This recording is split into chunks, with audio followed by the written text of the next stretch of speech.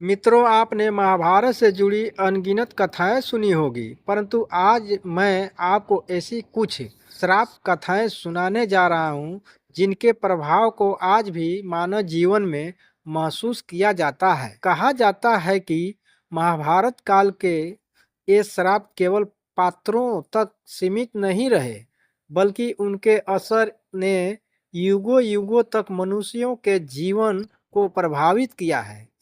कुरुक्षेत्र के युद्ध में जब अर्जुन ने महारथी कर्ण का वध किया, तो युद्ध भूमि पर पांडवों की माता कुंती कर्ण के शव के पास बैठकर विलाप करने लगी।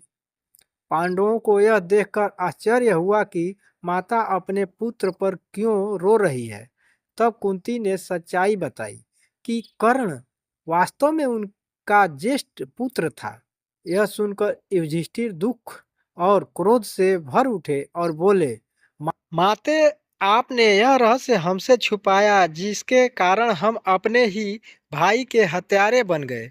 तभी उन्होंने समस्त दिशाओं को साक्षी मानकर कहा, आज के बाद कोई भी स्त्री अपने भीतर कोई भी रहस्य नहीं रख पाएगी। कहा जाता है इसी श्राप के कारण स्त्रियां चाहकर भी अपने मन की बातें लंबे समय तक नहीं छुपा पाती।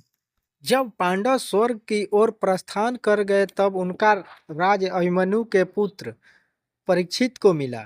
वे न्यायप्रिय और धर्मनिष्ठ राजा थे, पर एक दिन वन में आखेट करते समय उन्होंने ध्यान रथ ऋषि समीक के गले में मरे हुए सांप डाल दिया। ऋषि के पुत्र श्रृंगी को जब यह अपमान ज्ञात हुआ, तो उन्होंने राजा परीक्षित को श्राप दिया कि 7वें दिन उन्हें तक्षक नाग डसेगा। श्राप सत्य हुआ।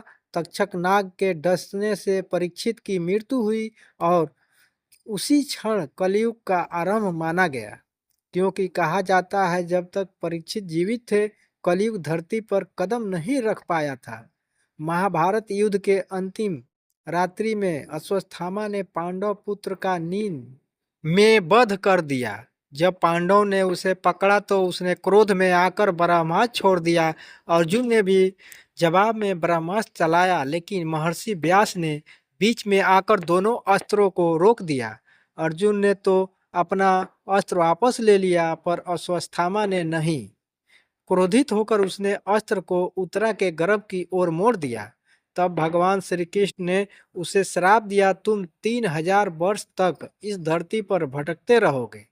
तुम्हारे शरीर से सदैव घावों की दुर्गंध निकलेगी और तुम किसी मनुष्य से संवाद नहीं कर पाओगे। कहा जाता है अश्वत्थामा आज भी पृथ्वी पर जीवित है, अपने पाप का दंड भोगते हुए। कहते हैं एक बार राजा की भूल के कारण निर्दोष मांडव्य ऋषि को सूली पर चढ़ा दिया गया। जब बाद में उन्हें निर्दोष पाया गया, तो ऋषि ने यमराज से पूछा, मुझे यह दंड क्यों मिला? यमराज ने कहा, जब तुम 12 वर्ष के थे, तब तुमने एक कीड़े की पूंछ में सुई चुभाई थी। उसी पाप के कारण तुम्हें यह सजा मिली। यह सुनकर ऋषि क्रोधित हुए और बोले, जो बालक धर्म अधर्म का ज्ञान नहीं रखता, उसके छोटे पाप के लिए इतना बड़ा दंड देना अधर्म है। इसलिए मैं तुम्हें क्षुद्र योनि में जन्म का श्राप देता हूँ। यमराज ने विदुर के रूप में जन्म लेकर यह श्राप भोगा। जब अर्जुन दिव्यास्त्र की प्राप्ति के लिए स्वर्ग गए, तो अप्सरा उर्वशी उन पर मोहित हो गई। उन्होंने अर्जुन को विवाह का प्रस्ताव दिया, पर अर्जुन ने उन्हें माता के समान मानकर मना कर दिया।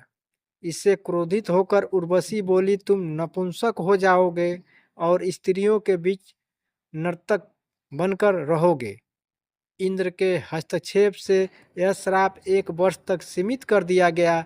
यही श्राप आगे चलकर अर्जुन के लिए वरदान बन गया, क्योंकि अज्ञातवास के दौरान उन्होंने नर्तक बृहनलला का रूप धारण कर स्वयं को कौरवों से छिपाया। महाभारत केवल युद्ध की कहानी नहीं है, यह कर्म, फल और श्रापों की गुणगाथा भी है। अगर आपको यह पौराणिक कथा पसंद आई हो, तो वीडियो को लाइक, शेयर और कमेंट करें और हमारे चैनल को सब्सक्राइब जरूर करें ताकि आपको ऐसी ही अद्भुत धार्मिक कथाएं हमेशा मिलती रहे।